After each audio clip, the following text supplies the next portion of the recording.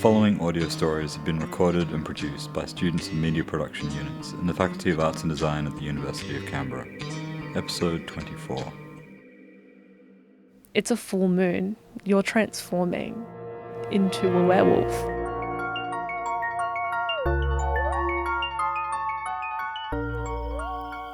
So here's a story from my Year 6 camp. I was in a cabin with a few of my friends, and it was a pretty normal camp, like leading up to this event. Nothing crazy happened.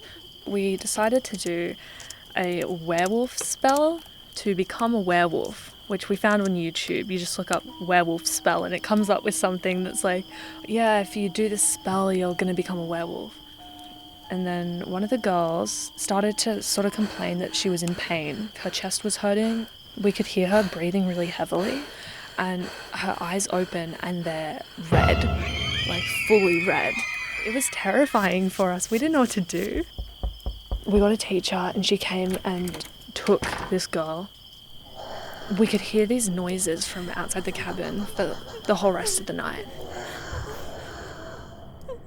The next day, we found out that she actually had a really bad asthma attack, and that's what was causing the problem.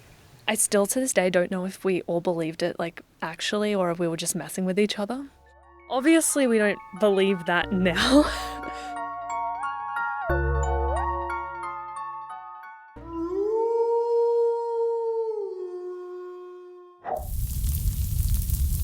So it was January in 2020, just after Christmas, and we decided to go on a family holiday.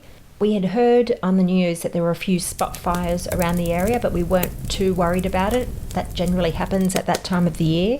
So we packed up our car and made our way down to the south coast. We realised that we had to evacuate when we lost electricity. We had heard from the radio that a few of the little towns around the south coast were being evacuated. So we packed our most important things and were ready to be evacuated when we were told that we had to leave the property. Our next door neighbour's mother unfortunately had lost her house. It was a family home that had been in her family for almost 100 years. She was on a property outside of Bateman's Bay. She had to leave the house because she was being evacuated. Unfortunately, her house was not saved. We were pretty much stuck until the petrol stations opened up again. So in the early hours of the morning, when the petrol stations opened, we lined up there for about 2 hours, got our petrol and made our journey back home. On the way back home, there were lots of spot fires. It did take us around 5 hours to get home. But yeah, we made it home all in one piece. And after that night, I'll never go to a petrol station alone again. So I went to go pick up my friend from a party 30 minutes away from my house, and I noticed she was needing fuel. So I thought, I'll stop into the fuel station, get half a tank or so. Filled up, mind you, it was at 12:30 in the morning. Pulled up, went up to pay, and all of a sudden I noticed a hooded man in my peripheral vision. He was wearing all black, had his hands in his pockets and his hood covering his eyes. He was very ominous and almost elusive. I wasn't too concerned at the time. I was paying for the petrol and he was just standing about a metre behind me. After I paid, I went to return back to my car. There was only one car at the service station and it was mine. All of a sudden, he came at me almost as if to grab me. At that moment, a car pulled into the petrol station and they pulled right up towards me. They stopped right in front of me, almost hitting me. He ran into an open field, which then extended into bush. He literally disappeared into the darkness. It was so silent and eerie. All you could hear were his footsteps as he ran away. As a woman, I should have been more vigilant that night.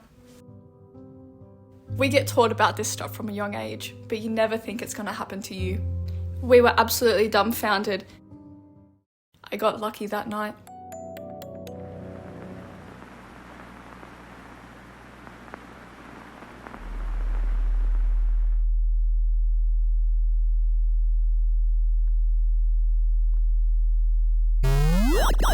I think that I was about 10 years old when this happened. I was in my living room It was about 10 p.m, which of course was like super late for me back then. I had just finished watching the Lego movie and I turned it off and I was sitting in the dark for a bit and then I heard a voice say something like, "Can you see me?" It sounded like it came from outside the window. It freaked me out, so I went outside to check, obviously. There was one big streetlight that illuminated my backyard, but I saw nothing. So I looked around my backyard for any clues that I might have missed, and then I saw that there was the mark of a handprint on the window. It was like tiny. When I found the handprint, I ran back inside, turned on all the lights, and then I went and I hugged my dad. But I never told him what I saw, or what I think I saw and heard.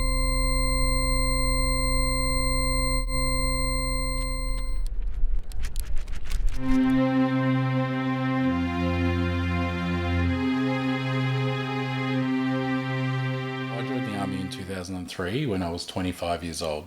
So when I was about 29 years old, after I'd been in the army for a few years, your mum and I had found out that we were pregnant with you, and then not long afterwards the army asked me to deploy to Afghanistan. So that meant that when I spent the first 4 months of my deployment in Afghanistan was the last 4 months of your mum's pregnancy with you. I came home on the night before you were born at about 8 o'clock.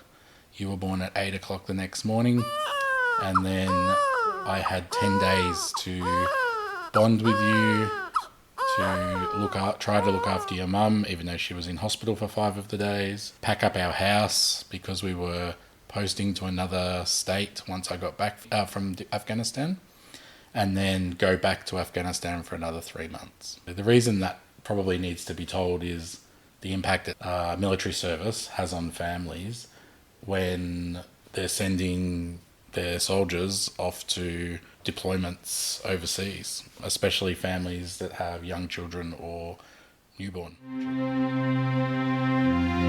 children.